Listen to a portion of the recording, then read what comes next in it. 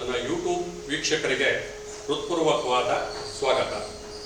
ಇವತ್ತು ನಾನು ವಿಕಸಿತ ಭಾರತ ಅಟ್ 2047 ಬಗ್ಗೆ ಮಾತಾಡ್ತಾ ಇದ್ದೀನಿ. ಈಗ ಕೇಂದ್ರ ಸರ್ಕಾರದ ಮಾನ್ಯ ಪ್ರಧಾನಮಂತ್ರಿಗಳು ವಿಕಸಿತ ಭಾರತ ಅಟ್ 2047 ಅಂತ ಘೋಷಣೆ ಮಾಡಿದ್ದಾರೆ.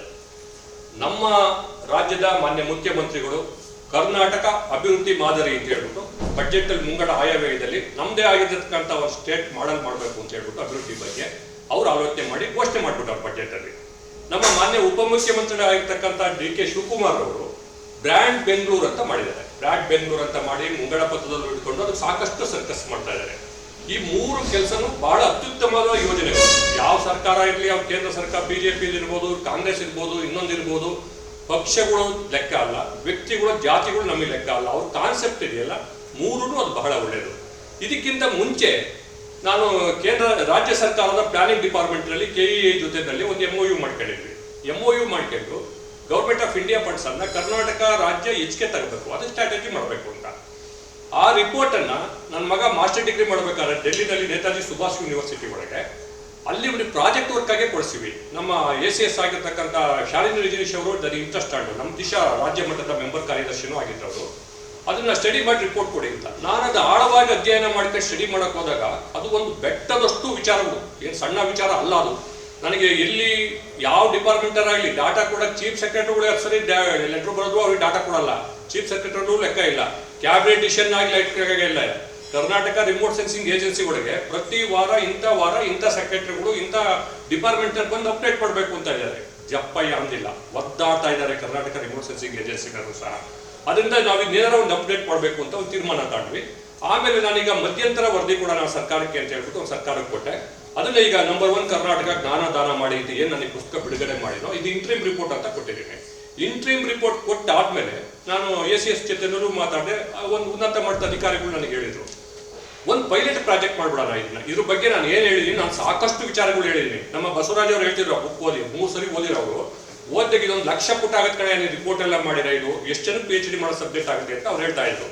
ಆಮೇಲೆ ಅದು ಮಾಡಿದಾಗ ಈಗ ನಾವು ಪೈಲಟ್ ಪ್ರಾಜೆಕ್ಟಿಗೆ ಕೊಟ್ಟಾಗ ಒಂದು ತುಮಕೂರು ಜಿಲ್ಲೆನ ನಾನು ಪೈಲಟ್ ಪ್ರಾಜೆಕ್ಟ್ ಅಂತ ತಗೋಬೇಕು ಅಂತ ಡಿಸೈಡ್ ಮಾಡಿದ್ವಿ.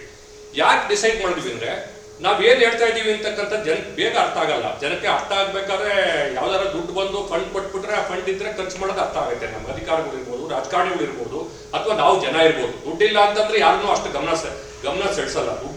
ದುಡ್ಡಿನ ಪ್ರಾಜೆಕ್ಟ್ಗಳೇ ಇಂಪಾರ್ಟೆಂಟ್ ಅನ್ನೋ ಥರ ಆಗಿದೆ. ನಾನು MOU ಮಾಡ್ಕೊಂಡು ಹೋಗ್ಲೇ ನಾನು ದುಡ್ಡು ತಗೊಳ್ಳಿಲ್ಲ ಗೌರ್ಮೆಂಟ್ ಜೊತೆ ಒಳಗೆ, ಫ್ರೀ ಆಫ್ ಕಾಸ್ಟ್ ಅಲ್ಲಿ MOU ಮಾಡ್ಕೊಂಡ್ವಿ. ಹಂಗೂ ನಮ್ಮ ಮೇಡಮ್ ಹೇಳ್ತಾ ಇದ್ರು, ಶಾಲಿನಿ ಮೇಡಮ್ ಅವರು, ನಿಮ್ಮ ಮಗನಿಗೆ ಇಂಟರ್ನ್ಶಿಪ್ ಮಾಡೋದ್ರಿಂದ ನಮ್ಮ ಪ್ರಾವಿಷನ್ ಐತೆ, ದುಡ್ಡು ಕೊಡ್ತೀನಿ ತಗೋ ರಮೇಶ್ ಅಂತ. ಬೇಡ ಮೇಡಮ್, ದುಡ್ಡು ಕೊಡಕ್ಕೆ ಹೋಗ್ಬೇಡಿ, ದುಡ್ಡು ಕೊಟ್ಟರೆ ದುಡ್ಡು ಬಂದ್ಬಿಡೋರು ರಮೇಶ್ ಅಂತಾರೆ, ಒಂದು ಪೈಲಟ್ ಪ್ರಾಜೆಕ್ಟ್ ಮಾಡಿ ತೋರಿಸ್ತೀನಿ ಅಂತ. ಈಗ ತಗೊಂಡಾದ್ಮೇಲೆ ಈ ಮೂರಕ್ಕೂ ಇದು ಮಾಡ್ಕೊಂಡು ಒಂದು ಲೆಟ್ರ್ ಬರ್ದ್ವಿ. ನಾನು ಬಸವರಾಜ್ ಅವ್ರ ಲೆಟ್ರು, ಜ್ಯೋತಿ ಗಣೇಶ್ ಅವ್ರ ಲೆಟ್ರೂ ಬರ್ಸಿ ಮುನಿರತ್ನ ಇದ್ರು ಪ್ಲಾನಿಂಗ್ ಮಿನಿಸ್ಟ್ರು. ಆಗ ಅವಾಗ ಅವ್ರಿಗೆ ಕೊಟ್ಟು ನಾಲೆಡ್ಜ್ ಬ್ಯಾಂಕ್ ಅಟ್ 2047 ಇವು ಮೂರೂ ಮೋದಿ ಅವರಾಗ್ಲಿ, ಸಿದ್ದರಾಮಯ್ಯರಾಗ್ಲಿ, DK ಶಿವಕುಮಾರ್ ಆಗಲಿ, ಇವ್ರು ಮಾಡೋಕ್ಕಿಂತ ಮಧ್ಯೆ ನಾವು ಸ್ಟಾರ್ಟ್ ಮಾಡ್ಬಿಟ್ಟಿದ್ವಿ ಅಂತ. ಸ್ಟಾರ್ಟ್ ಮಾಡಿ ನಾಲೆಡ್ಜ್ ಬ್ಯಾಂಕ್ ಅಟ್ 2047 ಮಾಡಿ ಅಂತ ಒಂದು ಲೆಟ್ರ್ ಕೊಟ್ಟಾಗ ಅವರು ಇವ್ರಿಗೆ ಬರೋದು, ಯಾರಿಗೆ ಹೈಯರ್ ಎಜುಕೇಶನ್ SSC ಬರೋದ್ರು, ಅರ್ಬನ್ ಲೋಕಲ್ ಬಾಡಿ ಬರೋದ್ರು, ಗ್ರಾಮೀಣ RDPRಗೆ SSC ಬರೋದ್ರು. ಇಡೀ 100 ವಿಶ್ವವಿದ್ಯಾಲಯಗಳು ನಮ್ಮ ರಾಜ್ಯದಲ್ಲಿ DMD ಇರ್ಬೋದು, ಗೌರ್ಮೆಂಟ್ ಇರ್ಬೋದು, ಪ್ರೈವೇಟ್ ಇರ್ಬೋದು, ಎಲ್ಲ ಯೂನಿವರ್ಸಿಟಿಗಳಿಗೂ ಲೆಟ್ರ್ ಬರೋದ್ರು ಅವರು ನಾಲೆಡ್ಜ್ ಬ್ಯಾಂಕ್ ಬಗ್ಗೆ ನಿಮ್ಮ ಐಡಿಯಾ ಕೊಡಿ ಅಂತ. ನಾನು ನಮ್ಮ ವೇದಾನಂದ ಮೂರ್ತಿ ಎಲ್ಲ ಸೇರ್ಕೊಂಡು ನಾವು ಒಂದು 10 ಯೂನಿವರ್ಸಿಟಿ, ಇಂಜಿನಿಯರಿಂಗ್ ಕಾಲೇಜ್ಗಳು, PUC, ಹೈಸ್ಕೂಲು ಎಲ್ಲರಿಗೂ ಹೋಗಿ ಚರ್ಚೆ ಮಾಡಿ ಅಲ್ಲಿ ಭಾಷಣ ಮಾಡಿ ಹುಡುಗರದ್ದು ಒಂದು ಒಪಿನಿಯನ್ ತಗೊಂಡ್ವಿ. Wonderful experience. ಅದು ಎಷ್ಟು ವಿಚಾರಗಳು ಬರ್ತವೆ, ಹೆಂಗಿದ್ದೇವೆ ಅಂತ.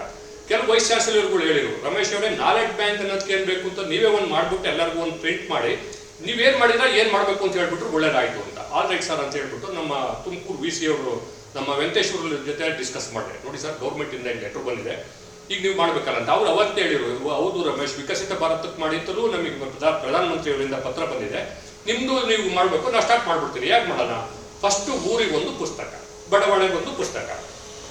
ಎಲ್ಲೋ AC ರೂಮಲ್ಲಿ ಕುತ್ಕೊಂಡು ಪ್ಲಾನ್ ಮಾಡ್ತಕ್ಕಂಥ ಕಾಲ ಹೊರಟೋಯ್ತು. ಇವಾಗ ಆ ಊರಿಗೆ ಜನ ಹೇಳ್ಬೇಕಲ್ಲಿ ನಮ್ಮೂರಿಗೆ ಏನ್ ಬೇಕು, 1947ರಿಂದ ಏನಿತ್ತು, ಹಿಂದೇನಿತ್ತು, ಈಗೇನಾಗೈತೆ 2023 ತನಕ, ಇಲ್ಲಿಂದ ಮುಂದೆ 2047 ತನಕ ಏನೇನು ಆಗ್ಬೇಕು ಅಂತ ಆ ಊರಿನ ಜನ ಹೇಳ್ಬೇಕಾದ್ರೆ ಅದನ್ನ ಸರ್ಕಾರ ಇಂಪ್ಲಿಮೆಂಟ್ ಮಾಡಬೇಕು. ಇಲ್ಲಿ ಅಡುಗಜ್ಜಿ ಕತೆ ಹೇಳೋದು, ಅಥವಾ ಅವ್ನೆಲ್ಲ ಕುಂತ್ಕೊಂಡು MLA ಹೇಳೋದು ಅಲ್ಲಿ ಬರೆಯೋದು, ಒಬ್ಬ MP ಹೇಳೋದು ಅಲ್ಲಿ ಬರೆಯೋದು, ಮಿನಿಸ್ಟರ್ ಹೇಳೋದು ಇದು ಮಾಡೋ ಇಲ್ಲಿ ಅಂತ ಹೇಳೋದು, ಅವ್ರ ಫಾಲೋವರ್ಸ್ ಬಂದಾಗ ಇದು ಪೊಲಿಟಿಕಲ್ ಪ್ರಾಜೆಕ್ಟ್ ಆಗ್ಕೂಡ್ದು. ಇಂಜಿನಿಯರಿಂಗ್ ಪ್ರಾಜೆಕ್ಟ್ ಆಗಬೇಕು, ಎಲ್ಲಿ ಏನು ಎಸೆನ್ಷಿಯಲ್ ಇದೆ ಅದು ಮಾಡಬೇಕು. ನಾನು ನಂಬರ್ ಆಫ್ ಟೈಮ್ಸ್ ಅದು ಬರ್ದಿದ್ದೀನಿ ನನ್ನ ಪತ್ರದ ಇದರಲ್ಲಿ. ಇಂಜಿನಿಯರಿಂಗ್ ಬಿಟ್ಬಿಡಿ, ಅಧಿಕಾರಿಗಳಿಗೆ ಬಿಟ್ಬಿಡಿ, ನೀವೇನಿದ್ರು ಅಲ್ಲಿ ಏನು ಆಗ್ಬೇಕು ಅಂತ ಹೇಳಿ ಇಲ್ಲೇ ಮಾಡೋ. ಇಲ್ಲಿ ಒಂದು ಪಿಕಪ್ ಮಾಡುವಂತ ಒಂದು ದಳದಲ್ಲಿ 1 ಕಿಲೋಮೀಟರ್ 3 ಮಾಡ್ತಾರೆ. ಒಂದು ಜನತಾ ಪಿಕಪ್, ಒಂದು ಕಾಂಗ್ರೆಸ್ ಪಿಕಪ್, ಒಂದು ಬಿಜೆಪಿ ಪಿಕಪ್, ಯಾವುದೂ ಒಂದು ಮುಗಿಯಲ್ಲ. ಆ ತರ ಆಗ್ಬಾರ್ದು ಅಂತಕ್ಕಂಥ ಒಂದು ನಿರ್ಧಾರ ತಗೊಂಡು ಈಗ ನಾವೇ ಒಂದು ಟೆಂಪ್ಲೇಟ್ ಮಾಡಿದ್ವಿ. ಅದಕ್ಕೂ ಯೂನಿವರ್ಸಿಟಿಲಿ ಅದಕ್ಕೂ ದುಡ್ಡು ತಾಳಲಿಲ್ಲ. ನಾವೊಂದು ಟೀಮ್ ಮಾಡಿ ತುಮಕೂರು ಒಂದು ಅಸೋಸಿಯೇಷನ್ ತರ ಮಾಡ್ಕೊಂಡು ಮಾಡೋಣ ಅಂತ ಹೇಳಿ ಯೂನಿವರ್ಸಿಟಿಗೆ ಹೇಳಿ ಒಬ್ರನ್ನ ಯಾರೋ ನಾನೇ ಒಂದು MOU ಮಾಡ್ಕೊಂಡು ಅವ್ರ ಹತ್ರ ಸರ್ಕಾರದ ದುಡ್ಡು ಬಂದ್ರು ಕೊಡಿಸ್ತೀನಪ್ಪ ಅಂತ ಹೇಳ್ಬಿಟ್ಟು ಒಂದು ಟೆಂಪ್ಲೇಟ್ ಮಾಡಿ ಪೈಲಟ್ ಪ್ರಾಜೆಕ್ಟ್ ಅಂತ ಹೇಳ್ಬಿಟ್ಟು ಹುಡುಗರಿಗೆ ಕೊಟ್ವಿ. ಸುಮಾರು ನಮ್ಮ ವೆಂಕಟೇಶ್ವರರು, ನಮ್ಮ ಪರಶುರಾಮು, ಅವರೆಲ್ಲ ಟೀಮು, ಮಂಗಗೌರಿ ಅವರೆಲ್ಲ ಟೀಮ್ ಸೇರ್ಕೊಂಡು 4,000 ಜನ ಹುಡುಗರು ಬರ್ದವ್ರು. ಇವಾಗ ಏನೇನು ಬರ್ದವ್ರೆ ಅಂತ ನಾನು ಇನ್ನೂ ಅನಾಲಿಸಿಸ್ ಮಾಡೋಕ್ಕಲ್ಲ. ಅಷ್ಟೊತ್ತಿ ಚುನಾವಣೆ ಬಂತು, ಚುನಾವಣೆ ಟೈಮಲ್ಲಿ ನೀತಿ ಸಂಹಿತೆ ಆಗಿತ್ತು, ಹೋಗ್ಬಾರ್ದು ಅಂತ.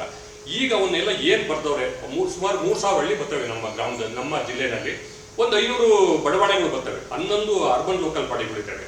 ಅದ್ರಲ್ಲಿ ನೋಡ್ಕೊಂಡು ಈಗ ಅನಾಲಿಸಿಸ್ ಮಾಡಬೇಕಾದ್ರೆ ಅದನ್ನ ಮಾಡಿಸಿ ಅಲ್ಲಿಂದ ಮಾಡ್ಕೊಂಡು ಪೈಲಟ್ ಪ್ರಾಜೆಕ್ಟ್ ಅನ್ನ ತುಮಕೂರು ಯಾಕೆ ಮಾಡಬೇಕು, ಹೆಂಗ್ ಮಾಡಬೇಕು, ಎಲ್ಲ ರಾಜ್ಯ ಸರ್ಕಾರ, ಕೇಂದ್ರ ಸರ್ಕಾರ, ಜಿಲ್ಲಾ ಉಸ್ತುವಾರಿ ಸಚಿವರು, ಲೋಕಸಭಾ ಸದಸ್ಯರುಗಳು, MLAಗಳು, MLCಗಳು ಅವ್ರಿಗೆಲ್ಲರನ್ನೂ ಬೆಳೆಸ್ಕೊಂಡು ಅವ್ರ ನಾಲೆಡ್ಜ್ ಏನಿದೆ, ಆಮೇಲೆ ಅವ್ರಿಗೆ ಯಾವ ಪಾರ್ಟಿಗಳು, ಆಮೇಲೆ ಜಾತಿ ಸಂಘಟನೆಗಳು, ಆಮೇಲೆ ಹೋರಾಟ ಸಮಿತಿಗಳು, ಸಿಕ್ಕಾಪಟ್ಟೆ ಹೋರಾಟ ಸಮಿತಿಗಳಿದೆ ನಮ್ಮಲ್ಲಿ, ಇಶ್ಯೂ ವೈಸ್ ಹೋರಾಟ ಸಮಿತಿಗಳಿದೆ. ಆ ಐಡಿಯಾಗಳೆಲ್ಲ ತಗೊಂಡು ಎಲ್ಲರನ್ನೂ ಬೆಳೆಸ್ಕೊಂಡು ಆಮೇಲೆ ನಮ್ಮ ಸ್ಟೂಡೆಂಟ್ಸ್ಗಳನ್ನ ಇನ್ವಾಲ್ವ್ಮೆಂಟ್ ಮಾಡ್ಕೊಂಡು ಒಂದು ಮಾಡಬೇಕು ಅಂತೇಳಿ ಒಂದು ಆರಂಭ ಮಾಡಿದ್ದೀವಿ.